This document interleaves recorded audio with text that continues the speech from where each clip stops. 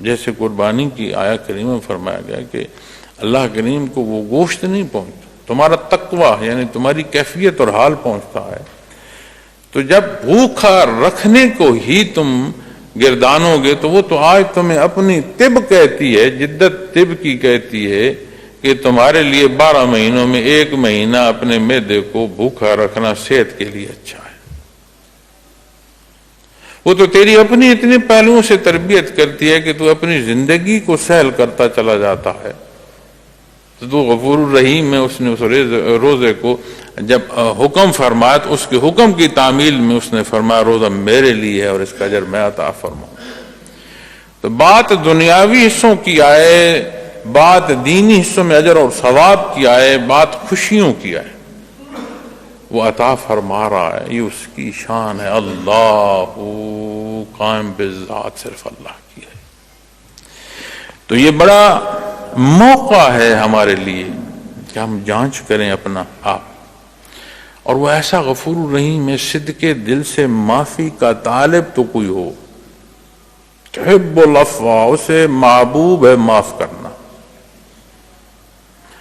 رحمت کو اس نے اپنے اوپر لازم فرما رکھا ہے، مالک کائنات ہے، قل کائنات، اس نے مخلوق کے لیے رحمت کو لازم فرما رکھا۔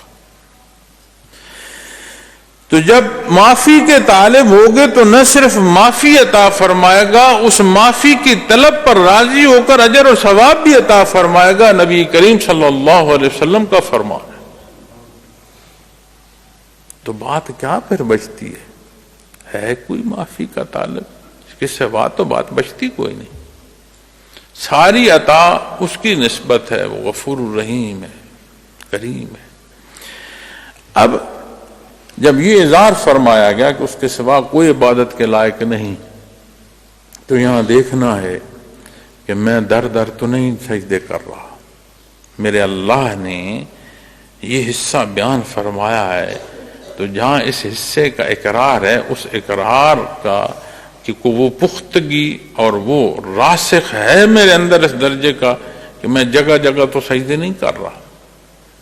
جو خود محتاج ہیں، اب دیکھو جب بندے کا بے ایمانی پر ہوتے ہوئے بندے کا آپ اسے کہہ سکتے ہیں کہ اس کا ہوش نہیں ٹھکانے، اتنا ظلم کر رہا ہے اپنے اوپر، اب بت تراشے جاتے ہیں، تراشے خود جاتے ہیں،